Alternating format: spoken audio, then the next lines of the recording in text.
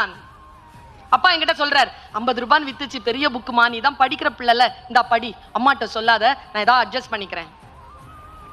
அந்த வார கூலியில் அப்பா எனக்கு புத்தகம் கொண்டு வந்து கொடுத்தார். அந்த புத்தகத்தை திறந்து பார்க்கிறேன். எனக்கு அப்பொழுது எழுத படிக்க தெரியும், 8ஆம் வகுப்பு. அந்த புத்தகம் தான் திருமூலர் எழுதிய திருமந்திரம். எங்க அப்பா திருமூலர் எழுதிய திருமந்திரத்தை எனக்கு கொண்டாந்து கொடுத்தார். எங்க ஃபேமிலி இஸ்லாமிய சமூகத்தை சேர்ந்த ஃபேமிலி.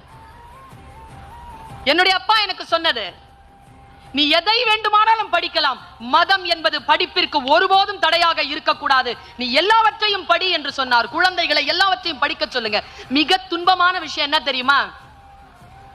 இந்த கொல்லிக்கட்டையை மட்டும் கொஞ்சம் ஆஃப் பண்ணி வச்சிருங்க ஒரு 6-7 மணிக்கு மேல.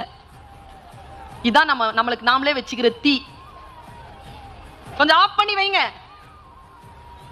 அப்படி என்ன அர்ஜென்ட் கால் வந்துற போது 8 மணிக்கு மேல?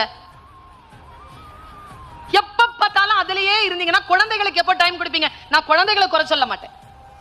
ஒரு அம்மா 1/2 மணி நேரம் பேசுது, அப்புறமா ஒரு நாள் பார்த்தா 10 நிமிஷம் பேசுது. அவங்க வீட்டுக்காரருக்கு ரொம்ப சந்தோஷம். என்னம்மா 10 நிமிஷத்துல போன வச்சுட்ட, ராங் கால் நினைச்சது.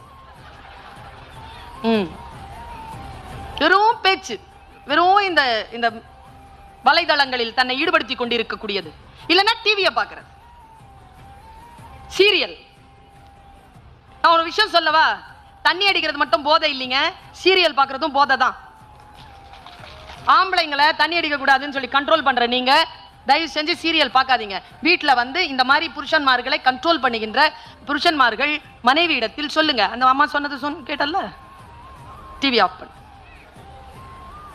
படிக்கக்கூடிய குழந்தைகள் இருக்கக்கூடிய வீட்டிலே வாசிக்கக்கூடிய புத்தகங்கள் தான் இருக்க வேண்டுமே தவிர, இந்த பிசாசுகளை ஆஃப் பண்ணி வச்சிருக்கக்கூடிய குடும்பங்கள் ஆளுமையான குழந்தைகளை வளர்த்தெடுக்கிறார்கள். முதல்ல எல்லாரும் சேர்ற இடமா இருந்ததுங்க குடும்பம். ஒரு போன் வந்தாலும் எல்லாரும் வந்து சேர்ந்துருவோம். இப்போ போன் வந்தா அவன் தெரிச்சு ஓடுறான். எதுக்கு அந்த போன்? குடும்ப உறவுகளின் மீது கவனம் வையுங்கள்.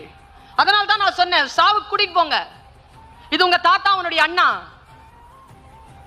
இவங்க உங்க தாத்தா அவனுடைய அத்தை, இவங்க இறந்து போயிருக்கிறாங்க, இவங்க தான் எனக்கு சின்ன வயசுல சோறுட்டி வளர்த்தாங்க. போட்டோ காட்டுங்க, குழந்தையை கொண்டு போய் காட்டுங்க. ஒரு பாண்டேஜ்ல வைங்க குழந்தைகளை, ஃபேமிலி பாண்டேஜ்ல வைங்க. ஃபேமிலி பாண்டேஜ்ல இருக்கக்கூடிய குழந்தைகள் தவறு செய்வதில்லை. நான் ஒரு விஷயத்தை சொல்றேங்க, மனசை ரொம்ப பெருசாகவும் மனசை ரொம்ப இறுக்கமாகவும் 2 நிலைகளையும் வைக்கக்கூடிய பெற்றோர்கள் ஆளுமை நிறைந்த குழந்தைகளையும் வீட்டையும் நிர்வகிக்கிறார்கள். எங்க குரான்ல ஒரு வார்த்தை இருக்கு, நம்ம குரான்ல ஒரு வார்த்தை இருக்கு. வீட்டில் ஒரு பெண் சரியில்லைன்னா அந்த வீட்டில் ஆணினுடைய நிர்வாகம் சரியில்லை என்ற அர்த்தம். ஒரு ஆண் மிகச் சரியான நிர்வாகியாக இருக்கின்ற குடும்பங்கள் மிகச் சிறப்பான பெண்களை, மிகச் சிறப்பான குழந்தைகளை கொண்டு இலங்குகிறார்கள். உங்களுடைய பலவீனங்களால் குழந்தைகளும் மனைவியும் சிதறாமல் பார்த்துக் கொள்ளுங்கள். போன் பண்ணி ஒரு நாளைக்காவது 2 முறையாவது கேளுங்க, பிள்ளைங்க ஸ்கூல்ல இருந்து வந்தாச்சா, சாப்பிட்டாச்சா, உடம்பு சரியில்லைன்னு சொன்னீங்க, மருந்து போட்டியா, போன் கேளுங்க. கான்டாக்ட் கனெக்ட்னு 2 வார்த்தை இருக்குங்க. நான் டீச்சர்ஸ்க்கும் சொல்றேன், டீச்சர்ஸ்க்கும் ஸ்டூடெண்ட்க்கும் சொல்றேன், ஃபேமிலியில ஒவ்வொரு மெம்பருக்கும் சொல்றேன். கான்டாக்ட் கனெக்ட்னு 2 வார்த்தை இருக்கு. நாம எல்லாருமே வந்து கான்டாக்ட்ல இருக்கோம். கனெக்டடா இருக்கிறோமா? நம்ம கனெக்டடாவே இல்ல, வெறும் கான்டாக்ட்ல இருக்கிறோம். இவங்க யாரு? எங்க மிஸ்ஸஸ், இவங்க யாரு? எங்க ஹஸ்பண்ட், இவங்க எல்லாம் யாரு? நம்ம குழந்தைகள். காலைல வருவாங்க, சாப்பிடுவாங்க. கான்டாக்ட். உட்கார்ந்து பேசுவது, அவர்கள் என்ன ஆக்டிவிட்டீஸ்ல இருக்கிறாங்கிறத கேட்கிறது. நான் ஒரு செய்தியை சொல்லிட்டு நிறைவு செய்றேன். போராட்ட குணத்தை வளர்த்தெடுங்கள்.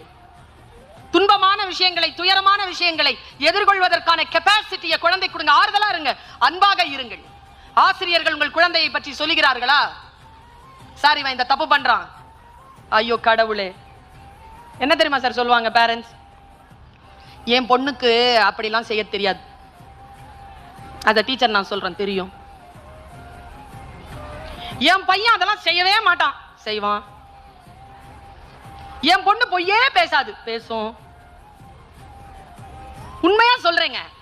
டீச்சர்ஸ் ஏதாவது சொன்னீங்கன்னா, இந்த போன் இருக்குல்ல, இதுக்குள்ள என்ன இருக்குதுன்னு உங்களுக்கு தெரியாதுங்க, எங்களுக்கு தெரியுங்க. நீங்க வீட்டுல பூட்டு போடுறீங்கல்ல, பாதுகாப்பா குழந்தைய டாக்டர் கிட்ட கூட்டு போறீங்கல்ல, இந்த எல்லா பாதுகாப்பையும் உடைக்கின்ற சாத்தான் இதன் வழியாக உங்கள் குழந்தையை அடைகிறது. எந்த பூட்டம் கிடையாது இதுக்கு, எந்த சாவியும் கிடையாது இதுக்கு. கண்காணியுங்கள். தண்டிக்க வேண்டாம், கண்டிப்புடன் இருங்கள், அன்போடு இருங்கள். எப்பொழுது ஒரு தாய் ஒரு தகப்பன் கணவன் மனைவிக்கு சண்டை போட்டுக் கொள்வதற்கு 1000 உரிமைகள் இருக்கலாம், ஆனால் அம்மா அப்பாவிற்கு சண்டை போட்டுக் கொள்வதற்கு உரிமை கிடையாது. ரொம்ப நுட்பமா ஒரு விஷயத்தை சொல்லிட்டு போறேன். தாய் மகனை தண்டிக்கின்ற பொழுது அல்லது கண்டிக்கின்ற பொழுது தகப்பன் குழந்தைக்கு முன்னால் தாயை கண்டிக்காமல் இருங்கள். தகப்பன் குழந்தைகளை கண்டிக்கின்ற பொழுது அந்த குழந்தைகள் முன்னால் தாய் தகப்பனை கோபித்துக் கொள்ளாமல் இருங்கள். தனியா கூப்பிட்டு சொல்லுங்க, இப்படி கடுமையா சொன்னீங்களே, இவ்வளவு கடுமையா தேவையா?